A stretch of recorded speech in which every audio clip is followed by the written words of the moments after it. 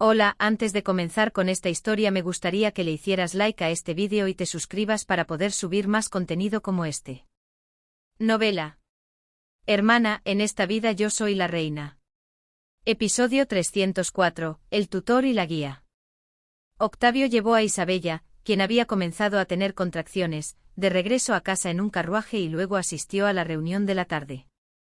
Porque Octavio no era tan tonto como para no saber que si no impedía que Ariadne de Mare fuera la chaperona de la princesa Bianca en su fiesta de debutantes, él estaría acabado.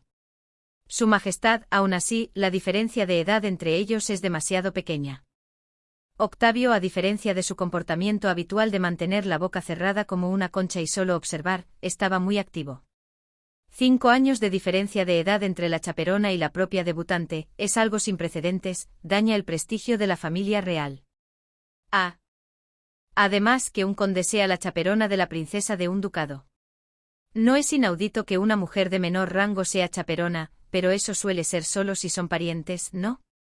No hay forma de proceder así con alguien que nunca se ha conocido, como en este caso. Señaló el marqués de Valdesar. No hay otra manera.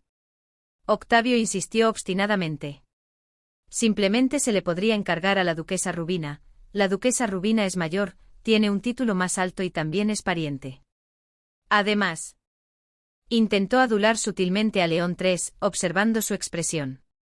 La casa de Taranto, en la situación actual de no tener un jefe de familia, se entrega por completo a la gracia de su majestad el rey, así que tiene sentido que se discuta sobre quién será la chaperona. En ese momento una voz grave y profunda interrumpió a Octavio. La casa de Taranto es un aliado importante que protege firmemente el sur del reino. Era el príncipe Alfonso quien había entrado en el despacho del rey. También es un pariente cercano de la familia real. Crecí casi junto a Bianca desde pequeño. Octavio se apresuró a mostrar respeto a la realeza. Alfonso saludó a su padre. ¿Qué haces aquí? La reacción de León III fue indiferente. No era algo que Alfonso no hubiera esperado. O para ser exactos, fue mejor de lo que había esperado. Últimamente al rey le disgustaba mucho que el príncipe asistiera a las reuniones con el gabinete. Parecía considerar que se inmiscuía demasiado en la política. Alfonso, en cambio, respondió con una sonrisa fresca. Me encontré con la condesa de Mare de camino. Era una mentira descarada. Ariadne casi no pudo controlar su expresión por un momento y miró a Alfonso. ¿Cuándo se volvió tan astuto este hombre? Sin saber nada de la impresión de Ariadne, Alfonso recitó descaradamente mentiras frente a León III. Escuché que Bianca planea celebrar una fiesta de debutantes en San Carlo. También escuché que hay algunas circunstancias difíciles. Como el rey no le ofreció sentarse, Alfonso se apoyó en la puerta del despacho. Por eso Ariadne tampoco recibió una invitación para sentarse. Alfonso, al darse cuenta de que Ariadne no se había sentado, le dijo a su padre. Si se tratara de asuntos de Estado, nunca habría entrado. Pero se trata de Bianca, ¿no es así? El rey inclinó ligeramente la cabeza. Parecía estar persuadido. El príncipe añadió. Como solo tienes un hijo, ella es como una hermana menor que no tengo. Quiero cuidarla personalmente. La elección de las palabras como solo tienes un hijo en lugar de como soy hijo único fue un compromiso. La feroz lucha por el botín en el campo de batalla había convertido incluso a un joven inocente en un adulto político. Ariadne se sintió un poco triste por ese hecho. ¿Qué tipo de tiempo habrían sido esos últimos años? Pero el hijo adulto debió ser una gran alegría para el padre.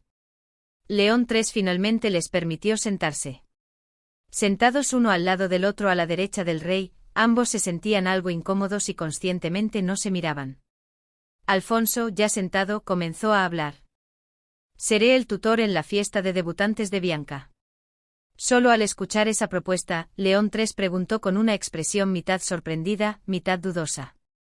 ¿Tú? Si Alfonso se encargaba, la preocupación por el estatus desaparecería por completo y Rubina no tendría motivos para quejarse.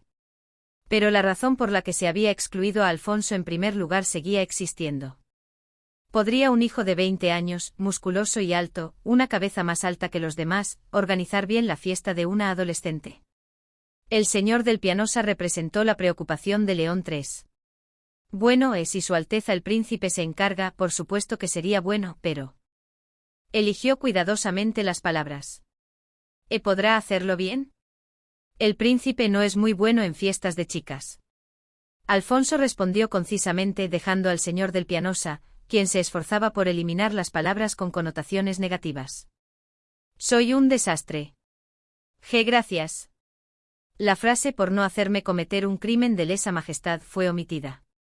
Alfonso, sin inmutarse, dijo: Necesito a alguien que me ayude. Yo seré el tutor, pero ¿qué tal si nombramos a la condesa de Mare aquí como guidata para que se encargue de la parte decorativa de la fiesta y de presentar a Bianca a las damas de la sociedad de la capital? Guidata significaba guía en etrusco.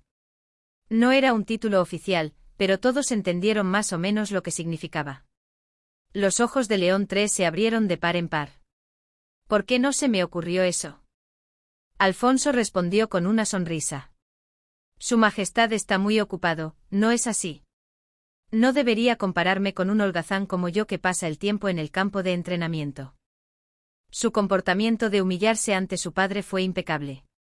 Octavio estalló en cólera y al mismo tiempo mostró su habilidad para observar, pero hasta ahí llegó. No tenía ninguna posición para oponerse a una propuesta que el príncipe había hecho y el rey había aceptado de buen grado. León III declaró con alegría. Entonces así será. El rey, de buen humor, aplaudió. Muy bien, no tendré que escuchar las quejas de la casa de Taranto, y finalmente me he librado de las regañinas de Rubina. León III se levantó de su asiento con una sensación de alivio. Entonces pronto le entregaré a la condesa de Mare un nombramiento de guidata de la princesa en nombre del rey. Ariadne, que había estado sentada en silencio todo el tiempo y había recogido una fruta caída del cielo, respondió con una elegante reverencia. Es un honor para mí. Asistiré con todo mi corazón al baile de debutantes de la princesa de Taranto. En la vida de Ariadne estas cosas no solían pasar, y aunque se sentía un poco aturdida, no era una mala sensación. Pero si alguien se beneficia sin esfuerzo, alguien tiene que pagar el precio. León III llamó a su hijo. ¿Y Alfonso? Sí, Su Majestad el Rey. León III no se dio cuenta de que Alfonso había cambiado el tratamiento de padre a Su Majestad el Rey tan pronto como terminó su asunto. Llegaste justo a tiempo. Tenía algo que decirte sobre el asunto del norte, ¿podrías venir a verme un momento? Alfonso frunció ligeramente el ceño.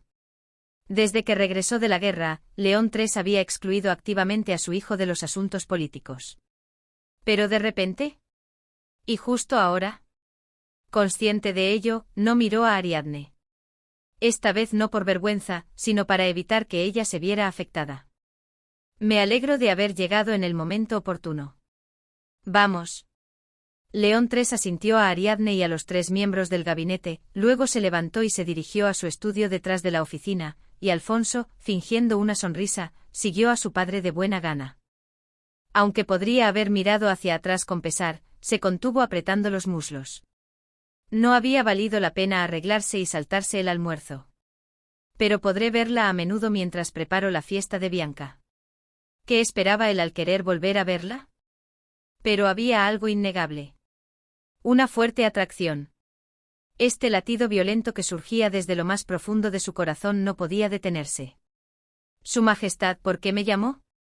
Después de conseguir lo que quería, el hijo que había entrado en la habitación trasera de repente se volvió un poco frío. ¿Sería su imaginación? Pensando eso, León III comenzó a hablar. La propuesta del gran duque Odón de Gálico. ¿Se refiere a la propuesta de reunirse directamente, que ni siquiera vale la pena considerar?, preguntó Alfonso con los ojos. León III, avergonzado, carraspeó. Otra vez ha llegado una carta, ¿lo has pensado? ¿Ha habido algún progreso en lo que le pedí a Su Majestad que investigara? Alfonso le había pedido 2 cosas a León III. Primero, la razón por la que el duque Eudes quería organizar un encuentro cara a cara tan repentinamente.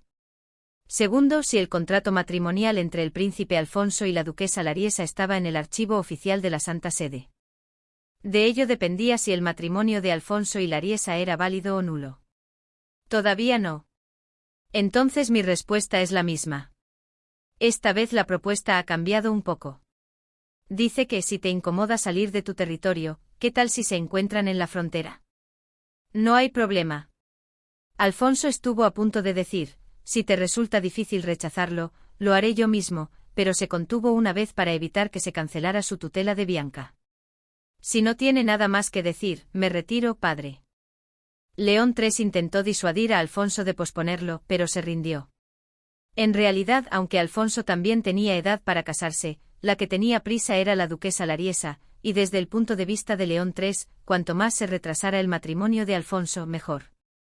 Si el único príncipe legítimo tuviera un heredero, no habría forma de detener a los cortesanos que se alinearían con él.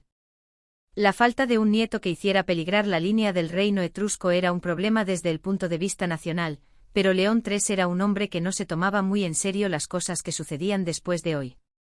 Al fin y al cabo, ¿no era algo que pasaría después de su muerte? De alguna manera todo saldría bien. Los intereses de Alfonso, que quería huir rápidamente del rey para evitar que se cancelara su tutela de su prima sexta en su debut, y los de León III, a quien le gustaba que Alfonso trajera el reino de Gálico, pero no quería que se casara pronto, coincidieron perfectamente. Sí.